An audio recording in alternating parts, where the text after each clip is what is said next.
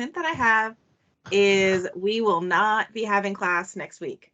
Sam and I are otherwise engaged, so there'll be no class. I am setting an email right now that will be on a timer to email you guys to remind you that there is no class because there's no class next week. That's all I have. We can jump right into Osmia. Okay. Mike, do you want to tell everyone where you were during class last week? Because I was yeah, Oklahoma Panhandle and near there. Yeah, the weather was very chilly and windy and rainy except for the very last day, and that made up for everything. That Sphacotogaster I mentioned to you, I think it's new. It's unlike, I've got all the other ones and it doesn't look like it. So that was it on an Enothera like?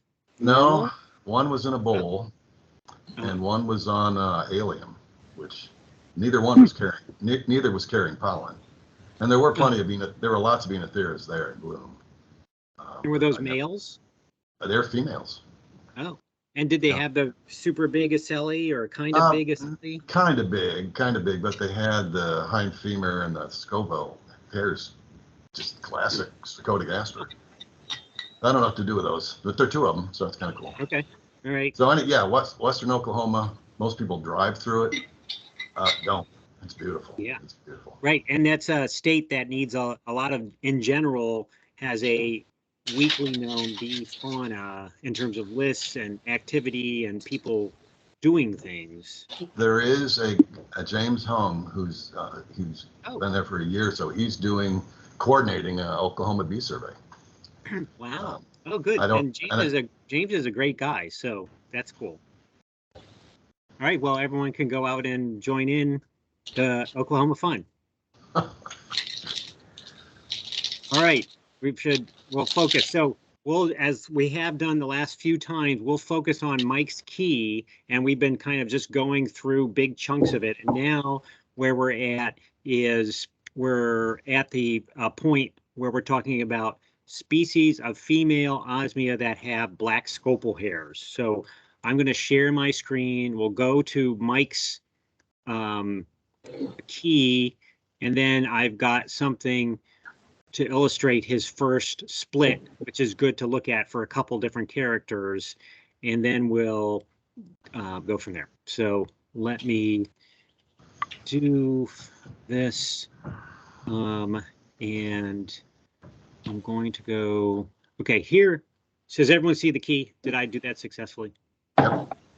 Okay. All right, so this is where we are right now. 13 would have brought us here from splitting pale species of Osmia with the scopal hairs, which are underneath the abdomen, being basically pale or orangish versus dark to black. And then within that dark to black group, we're looking at two different characters, and I'll let Mike explain them while I twiddle with the microscope here to get ready. I've got on deck a collinsiae here. So are you going to show the mandible? Yeah, I've got the mandible's right there. Or we can jump right, maybe we should jump right to the mandible picture. Okay. So, and then we'll talk about the two sort of groupings here. And then you have a couple things where you have, for example, chordata in part, and a couple other things where maybe we have to qualify. But let's go to here. So here's collinsiae female. One thing, just because we have it on deck, I often look at the clypeus to see what's going on in terms of dark colored hairs, and a good collinsiae initial character is this brush of dark hairs right at the rim of the clypeus. There's some scattered ones here, but it's like a solid black brush that does something. Anyway, so, and then on the rear end, right on the last tergite, is another little brush of black hairs that I often look to make sure that I've got the ID right in confirming collinsiae. So, Mike, do you want to walk through what we're looking at on this mandible here, and I'll change focus and things as you talk? Okay. Yeah, that couplet that Sam had up on the screen just a minute ago addresses two things: that the shape of the mandible, overall shape of the mandible, and the two carina or ridges that are on the bottom half. And in collinsiae and things like collinsiae, the mandible is more or less square. Now, not perfectly square, but it's really not much longer than broad, and it isn't greatly pinched medially. It's squarose, and the carina, which aren't real obvious in this photo, are more or less parallel in collinsiae. I'll change the perspective here, but here's Okay. the top one and here's the side one, and maybe playing with some lighting. Yeah, Here. yeah, that's better. You can see it. So, and the converse is that the mandible is longer, a little longer, and more pinched or abbreviated, more or less medially, and the carina, instead of being parallel, are what I think of as converging towards the tip of the mandible and diverging towards the base. So look at this in collinsiae here, it's parallel, and the mandible is squarose. So that's the one. That's classic. And the carinae stop right here, Right. and often when you have a diverging one, particularly the top one, if I recollect right, tends to wander up Yes, beyond exactly. the bottom one. And even when the mandibles are worn and the specimen's been around for a while, you can still see that. All right, so I'm going to pull this one, and we'll see. I think I have a felty right here, which I think is in the other category of mandible type. We're looking at I think felti has similar mandibles, Sam. Oh, let me just see. Let's go back to our thing. So here, collinsiae, mandible, carina parallel. Oh, never mind. Mandible. Oh, it's the more constricted one. Right. Felty is the more quadrate one. So we'll take a look at felty.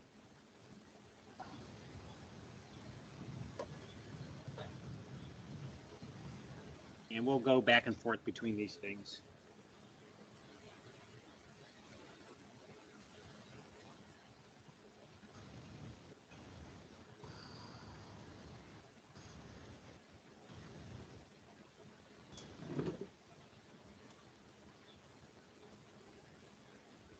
Let's see. Piece of clay here. So we talked about this a little bit last time, Mike, the felty being relatively quite rare in collections, but around in some of the upper elevations and in the north.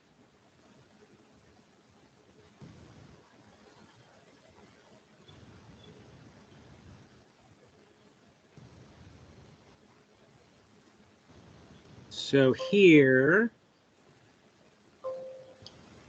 we go. Let's see if I can zoom in on the mandible. Let me turn it a bit.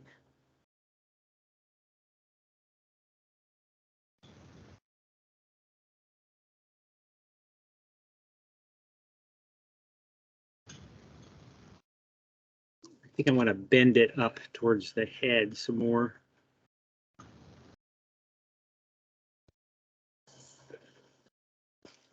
Yeah, one thing to notice with felti is, and I'm sure Sam's going to show this in a second, but the underside of the head, the areas around the proboscideal fossa have these very distinctively curled dark hairs, that form a kind of a basket, or I don't know if you... Yeah, I can show that. I think we tried to show that yesterday, but it'd be good to talk about. Yeah, there you go. Now, this is a case where I think of that, Sam, as the mandible's divergent basally. Yeah. Yeah. Yep. Okay. Good. Okay. Yeah, we're But in you agreement. see, okay. So it's close, and some people might think of that as almost parallel. But look, follow it from the tip towards the base, and it does. The two carina do slightly diverge compared to collinsiae, which were pretty much parallel. Particularly when you get to the back, it's actually quite, this distance here is quite a bit different than this. And in the other species, often these upper sections are gone and it's just two, and they're very parallel lines. Yep. It probably has to do with that, the overall architecture. Sorry about the big globs of fiber there, but you can see this shape of roughly square, what Mike was talking about. Yeah, so felti is similar to collinsiae in that the mandible is square, but the carina are different.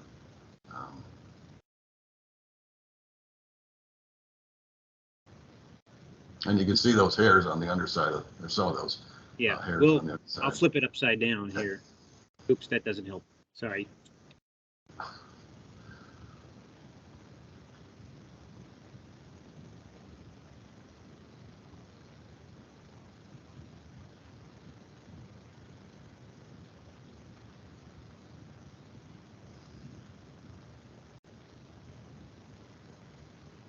Not sure this is going to be the best shot, but let's see. Yeah, it'd be interesting to see what this species is actually doing out there in the environment.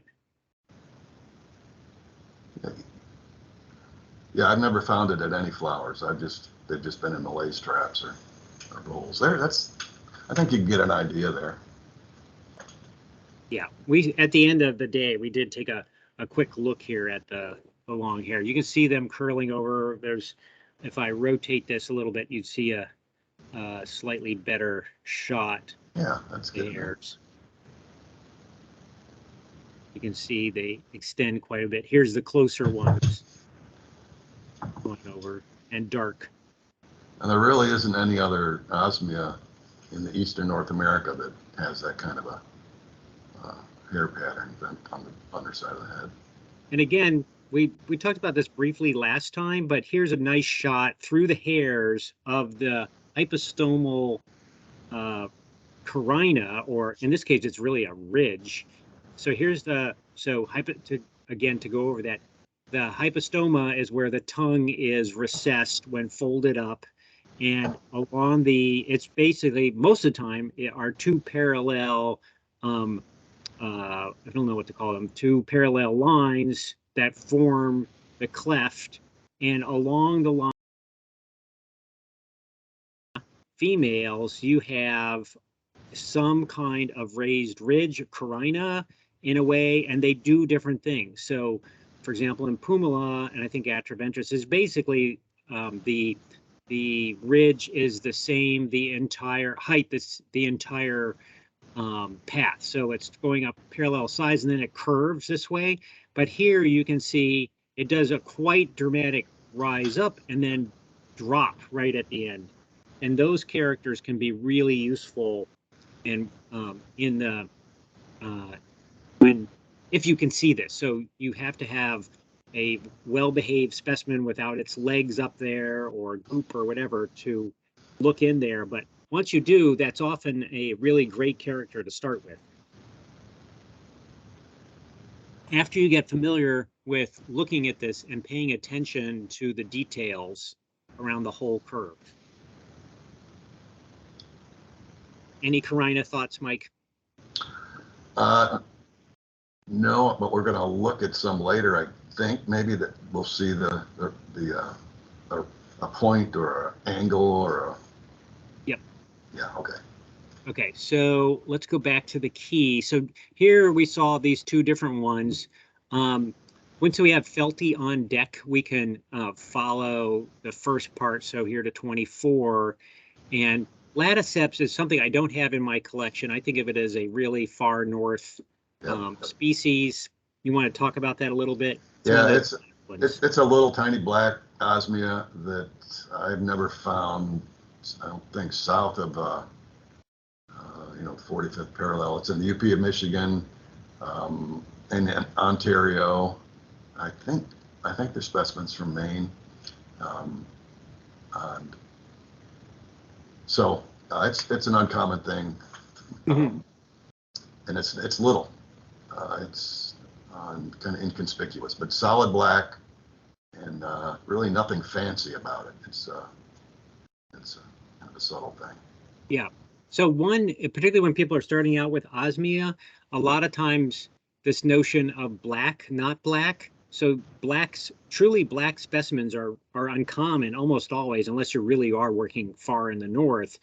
So it gets confusing because like this felty that we were looking at can look pretty dark, particularly if you don't have as much light on it and you're not seeing the reflections. And so sometimes you start over guessing your identifications. So when we talk about in these keys black, it really is black with no metallic reflections, and there's no notion. But I remember starting out and going like, whoa, could that be an actual black one?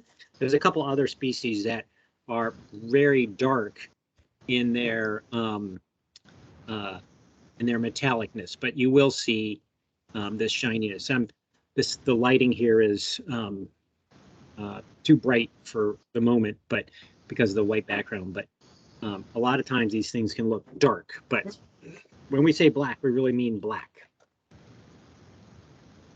Okay, so that takes us down here. We just talked about felty, which we have on deck. And we have the strong curled hairs. Again, you get into that without seeing felty, you get into the notion of, are those long hairs or not? If you haven't seen any, that gets a little bit tricky. So you can look in Discover Life, you can look for several other characters.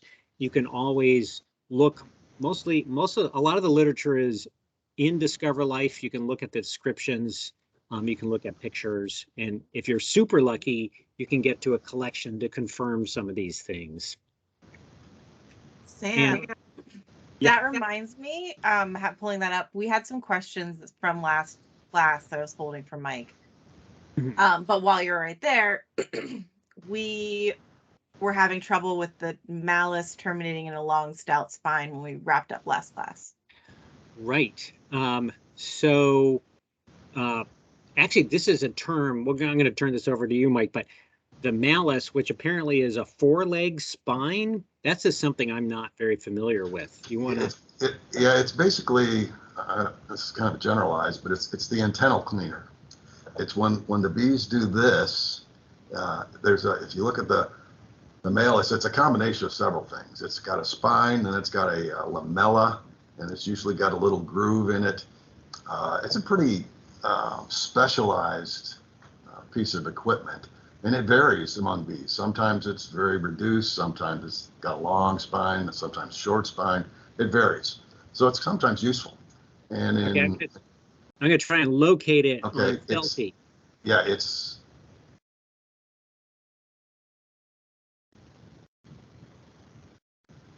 guess I have to reverse this. Because on the underside. It sometimes can be hard to see sometimes. I grant you that, especially if the legs are folded.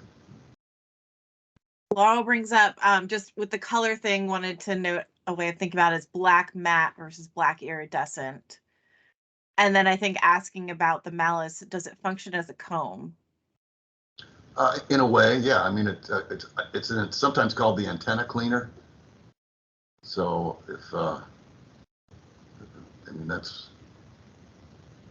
you watch bees in the field, sometimes they do. I'm kind of, but they use those front legs, and they're working their antennae, and they're using that antenna cleaner, that malus and the velum. There's two structures. The malus is the spine part. The velum is the lamella, and they're well, you're getting there. Now, yeah, you're looking at it head on now. Okay, let me try it. I'll spin it to the.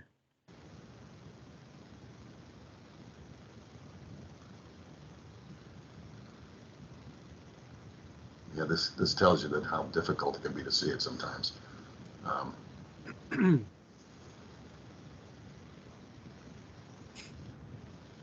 Wait till we get to Nomada.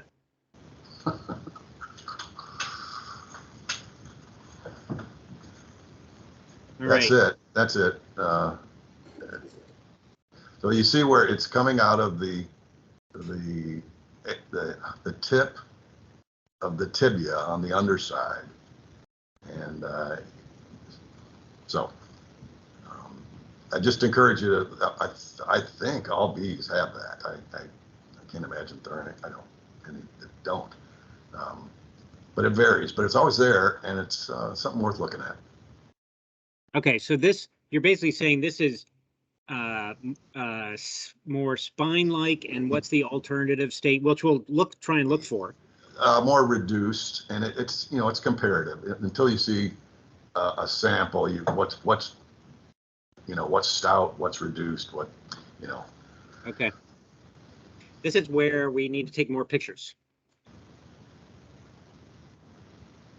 All right, so that's good, and we can look at our next specimen and attempt to find the alternatives for all these things, which is, I think we're going to be going to virga and atriventris. Okay, that's a good pair. Yeah, here we get into actually something we haven't done much of, if any, is looking at the abdomen and the pitting. Well, I'm actually going to interrupt you, because we had two other questions that we had pinned for last class. I left a note, rear coxa carina, so we were talking about that, and anterior pleura pitting in regards to pumila, but I didn't give myself more specific note on, so we should probably scroll up to wherever that character was. Yeah, the hind coxal carina, which is diagnostic for the Diceratosmia subgenus or group, is often very, very hard to see, and but is diagnostic, and but it's I think one of the more difficult things to see, on pinned and dried specimens, because you can't move it around, but it's present and not present on any other Osmia group. And it's once you see it, it's pretty evident, but it's just the actual ability to see it sometimes is just very difficult. At least that's been my experience.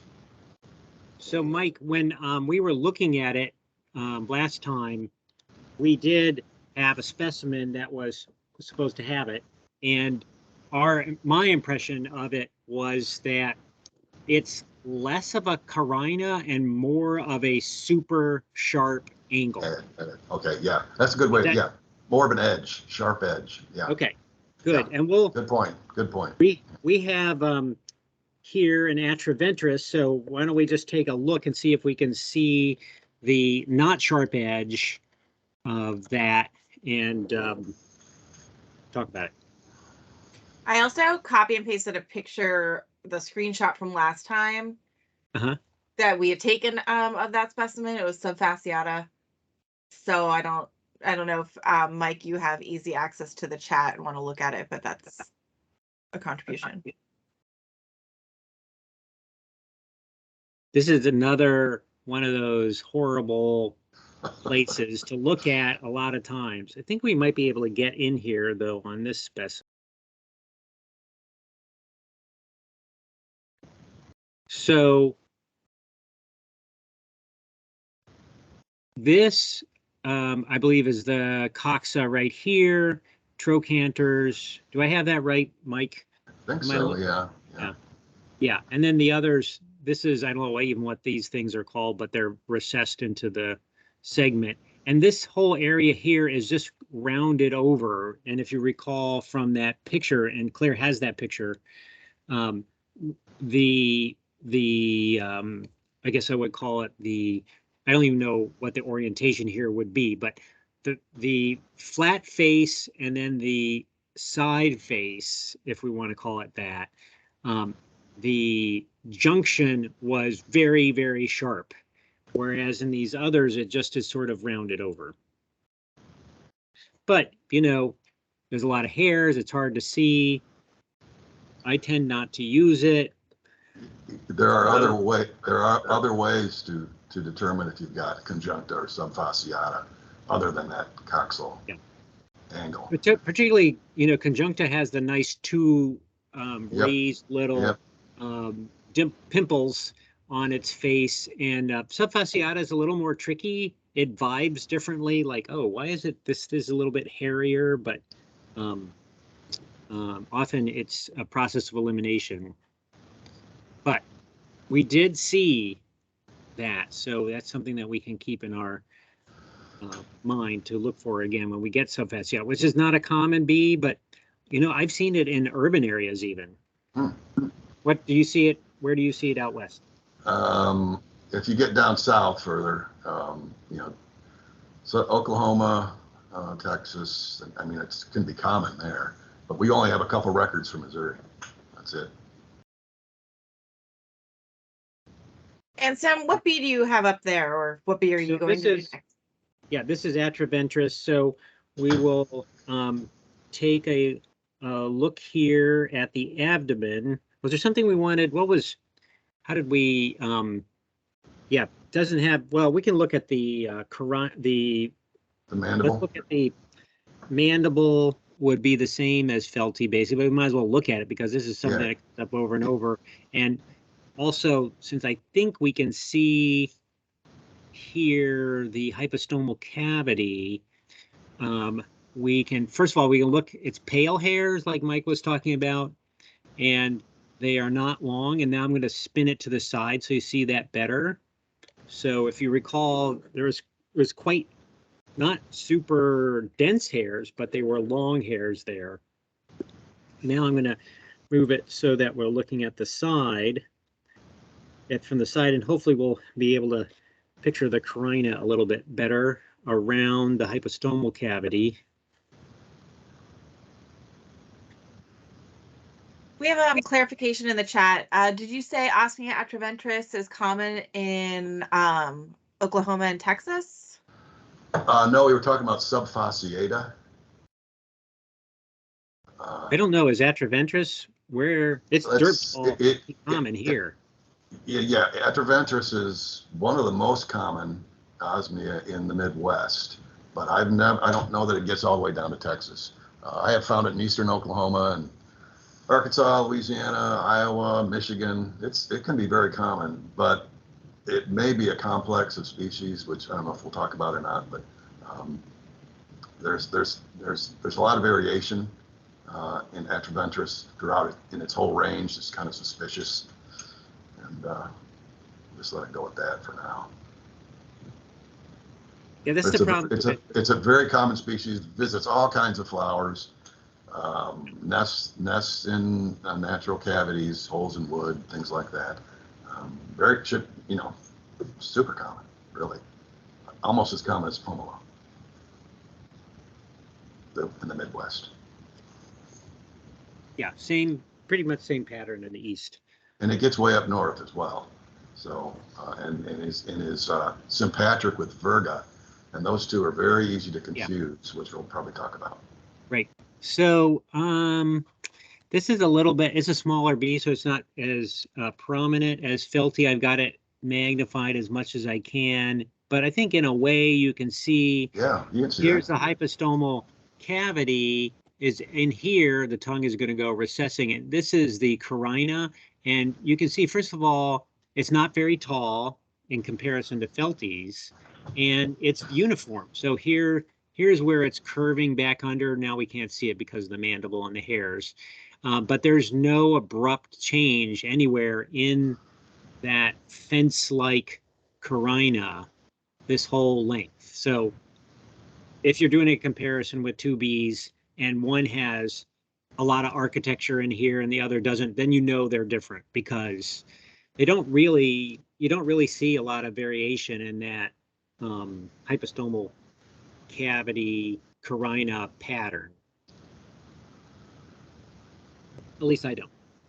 And it could be a indicator. Oh, I wonder if the other side is visible here too. Oh, look at that. So this is more straight on, but here's this fence going around here, and here it is on this other side, slightly oblique, so you can see the rays and you can see the lack of any elevational change along there. It took me a while to feel comfortable looking at that, because if someone's not showing you, then you start making up all kinds of stories. So this is why we're doing this. All right, so we can take a quick look at the mandible, maybe even in this picture here, and see, yeah, sure. These are really diverging carinae, or yeah, these mandible lines here going down, and then you can see them on the other side, just, you know, splaying apart between the edges. And here you can't quite see the shape of the mandible, but we'll take a quick gander at that.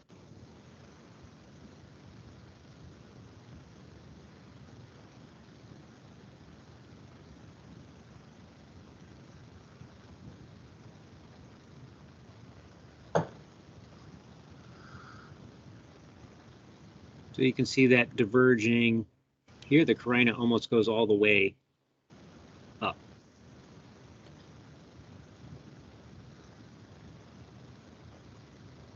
Yeah, that's a good view on the opposite side, yeah. And there we have this, you know, pretty much rectangle shape here. Something that's useful that I know out west, Molly and Terry were working on for Western species are these distances. Distance from this to some species like this one, you got quite a gap. In other species, compared to this one, this gap. In others, this middle tooth, at least the tips, are about equidistant between the two, and that can be useful. But in this particular case, what we're going to look at next is the most, I think, well, actually you have this picture we're going to look at too. Maybe we should, well, let's look at the abdomen, and then we'll look at your virga picture and see if we can see what's in that picture in real life, which is something that I learned today from Mike. I had not learned about these. Okay, we got a lot of glare here, not too important. Let's see if I can change direction and get more glare. Is the ring light dimmable? Might have a little. Oh yeah, it is dimmable. I think, but maybe it's on the cord. Oh, here it is. So maybe it's not the ring light. Maybe it's the other lights here. Nope. It appears to be that, yeah, you're seeing actually, here is the ring light right there. So, but, yeah, if you dimmed it, it's fine. Okay, but what it doesn't matter a whole lot, because we can look to either side of the center and don't look into the light. In fact, we'll move it off a little bit. So what we're looking at is, I think most of the time in Osmia, you don't get the pits all the way. Some get really close, like 1 or 2 pit diameters. I think Pumala, for example. So there's a gap here where no pitting is, and then these pits start. But we're going to look at virga next, and you'll see that this is more like a 1/6 or so of the segment. How do you describe it, Mike? Well, that was pretty good. I mean, you know, there's those apical margins.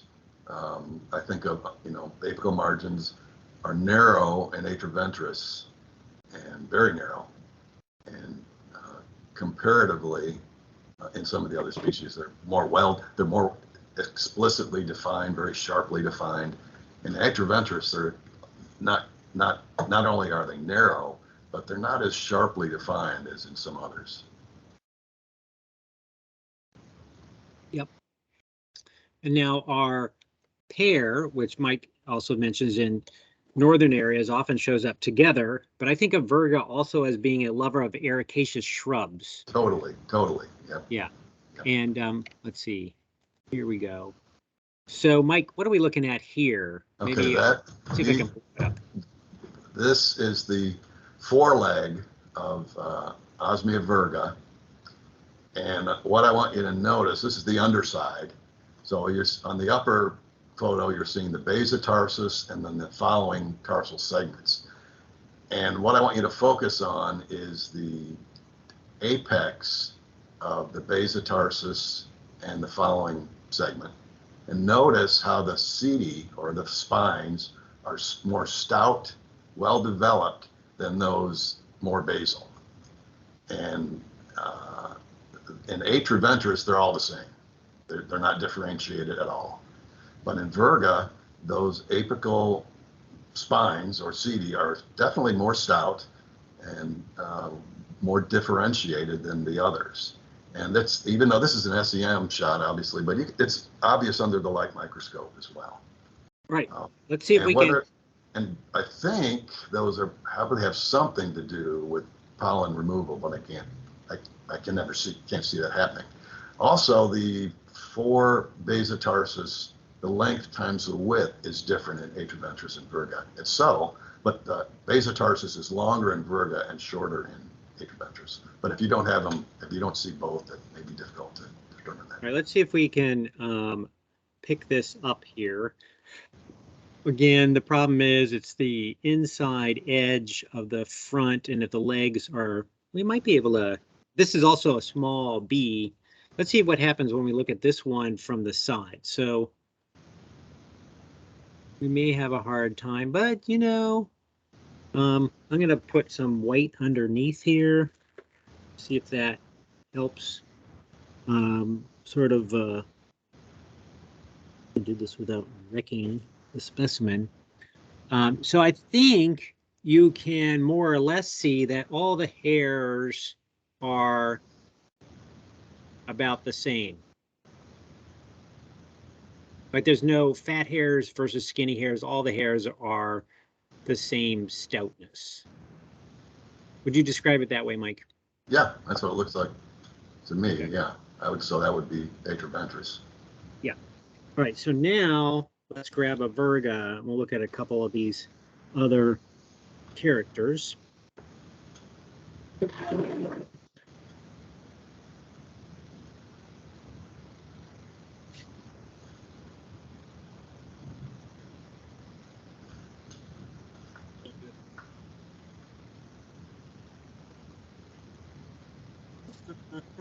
There it is. So in the Midwest, virga doesn't occur south of, you know, the deciduous boreal forest transition. And there might be a few specimens somewhere, but it's basically in the northern half of Michigan, northern half of Wisconsin, and northeastern Minnesota.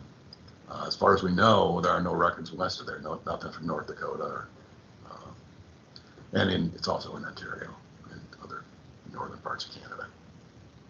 It's a cool bee. Which is, you know, here we do get them, for example, coastal plain of Maryland, which is pretty far south. Again, in these ericaceous pine, oak, acid soil, huckleberry understory kinds of circumstances. I have, you know, in the past I've had a lot of virga specimens and gave most away for the last round of whoever wanted them. And I have a specimen here. I'm going to apologize in advance for it being very gluey. All right, so we'll start with the abdomen. Actually, we'll take a look at the hypostomal cavity out of curiosity later, but if we go to the abdomen here, ignoring the ring light, so ring light is there at the center, but take a look at quite a difference in the amount of area that's unpitted. You know, that's very very noticeable. That alone would tell you that it should be virga. Virga also has a lot of black hairs on the Clypeus, but I don't think atriventris has any on the Clypeus. I could be wrong. I don't. Might have a few brown ones, but not many. Yeah. So that's pretty good. It's a little bit bigger. Yeah. But not hugely bigger. Now let's see if we can find in our non-SEM world here we might be, well, is that the front there? Let's see, let's zoom in there and see what's going on. Not 100%, they're not all glued together. All right, well, while we're there, not a great shot of the, well, you can see the black hairs on the Clypeus there, quite extensive. And let's move, too much. Let's move to see if we can see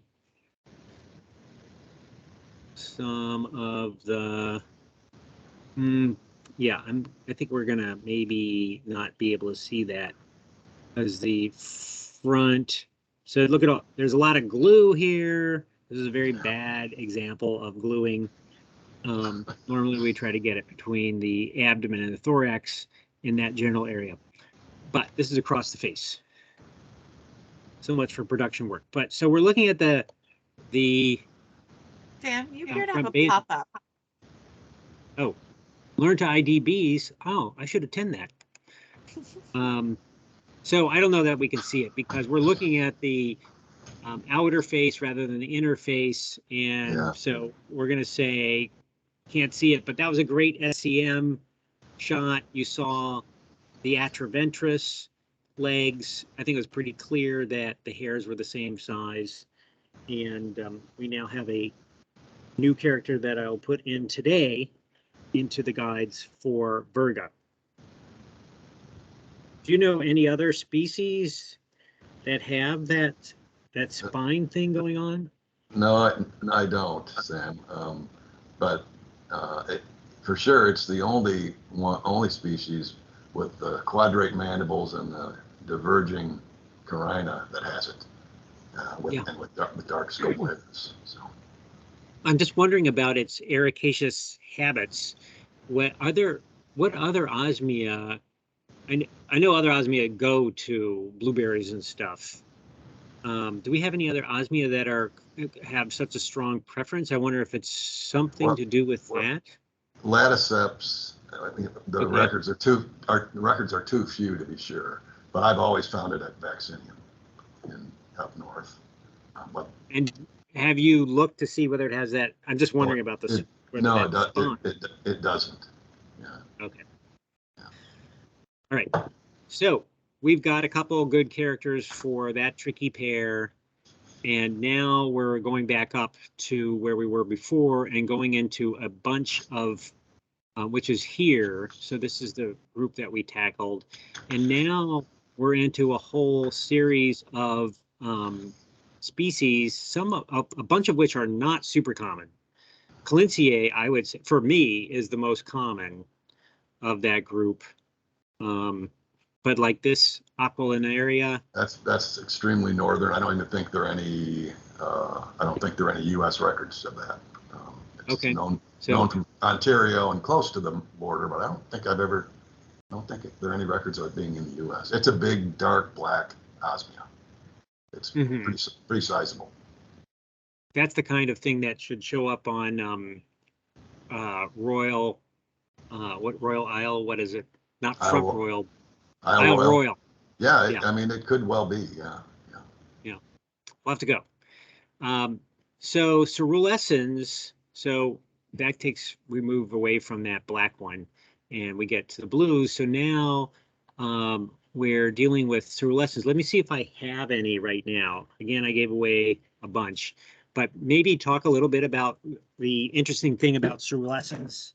Well, yeah, there are a couple. I have not collected that bee ever in the Midwest. There are plenty of records, hundreds of records from certain places, Indiana, I think southern Michigan, but I have not seen any recent specimens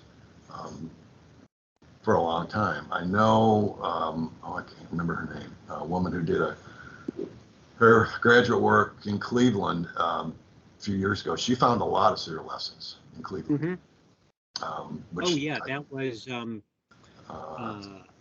Yeah, you've worked with her. She's on. She said 2 weeks ago. She said Ohio State. Yeah. Yeah. So yeah, she found a bunch. So it's a weird bee. It shows up. I mean, it's an introduced species, first of all, and I'm not sure when it was introduced. It wasn't purposeful, but it's been around. I've seen specimens from the 1920s, so it's been around for a while. But it seems real spotty, at least in my experience. It was Melissa Springs. Melissa Spring. Yep. And and then in Maryland, I have found in Maryland and West Virginia 2 or 3, I'm going to say. And then, but again, similar to what Mike was talking about, this introduced species, so I guess it's pretty confirmed, has been here a long time. And it was all over the place. It was all over Washington, D.C. and these areas that I collect very heavily. And I've never seen one either. Wow. So something shifted. It's still around, and it seems like as you go further north, I think Ontario has regular records and stuff like that. But all right, so ID wise, it has a couple slightly different feels to it because it's not from this hemisphere. Like this, where it says propodial triangle predominantly shiny, that stands out. These 2 pairs of hair tufts is different than the single pair of hair tufts that are there, and it just looks a little different. And otherwise, you have to key it out. I'm going to look and see if I said Similima here either. Yeah, that one's gone. So my which is sad because Similima does show up. We don't get it in Maryland, but if you're in New England, and I assume throughout the upper Midwest, you can see that species.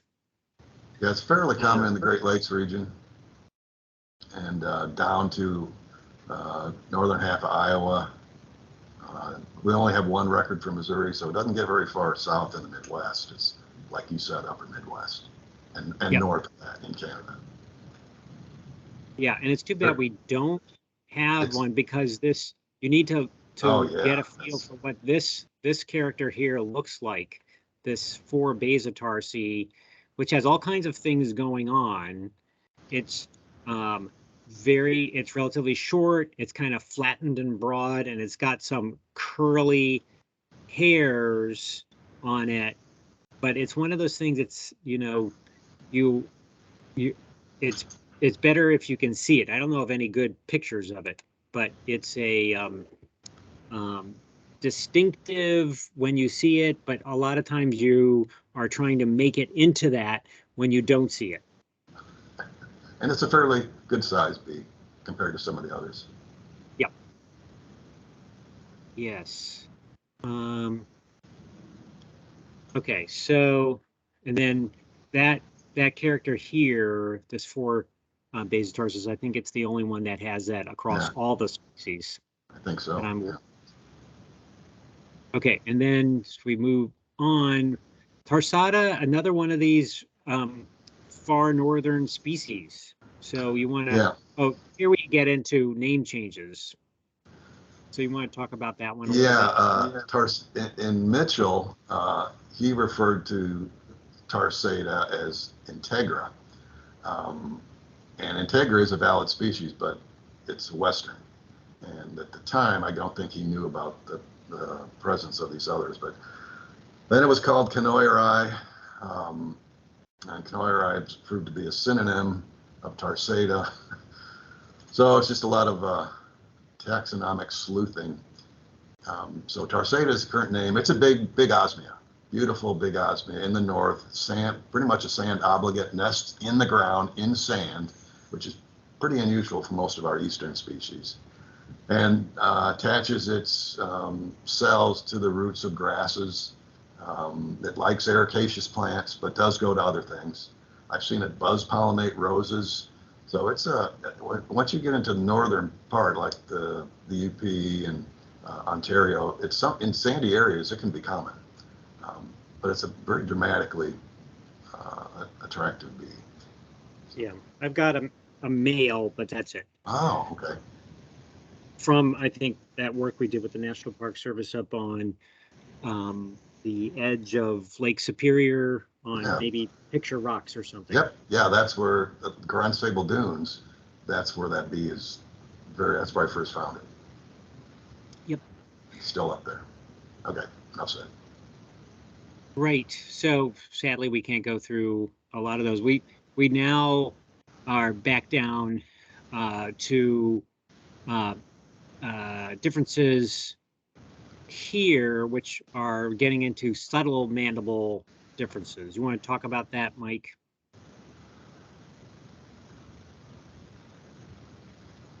Yes, and we kind of covered it a little bit at the outset, but again, some Osmia mandibles in the female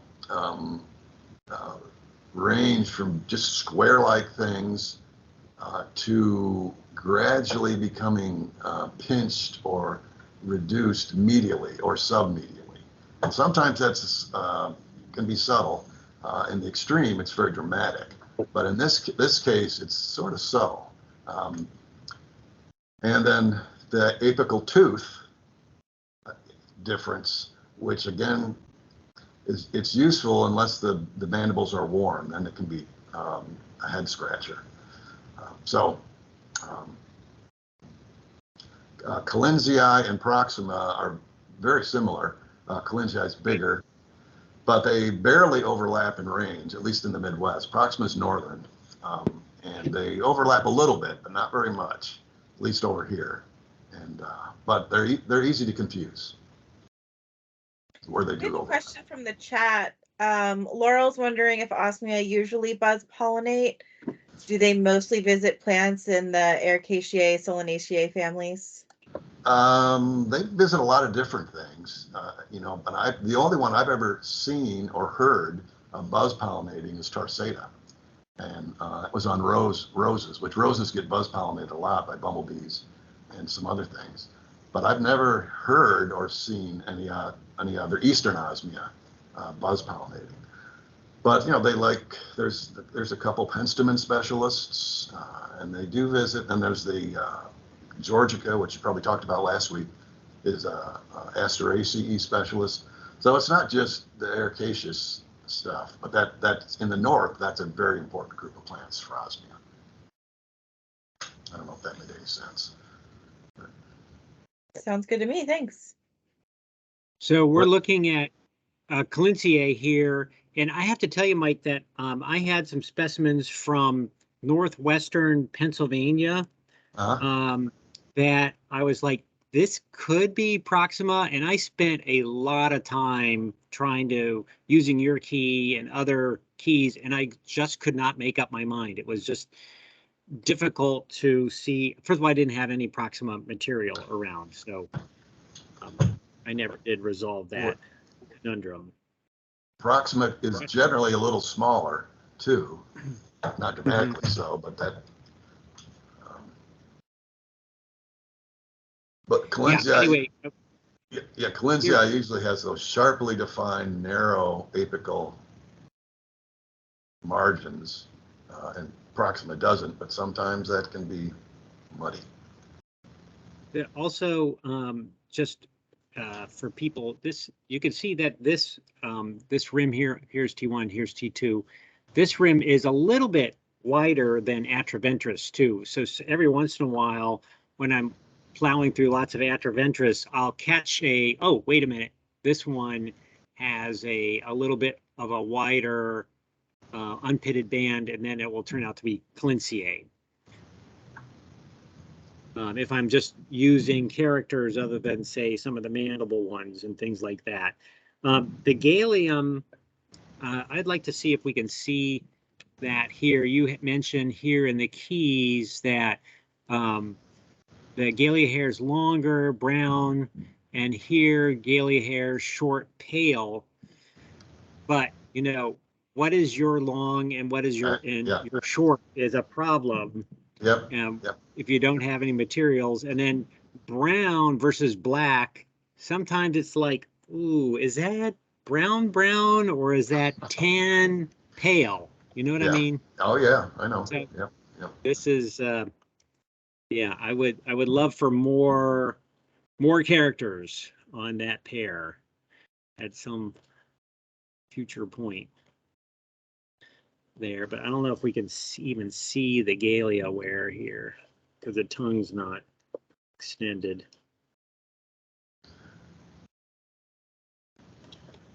There are reasons that the old time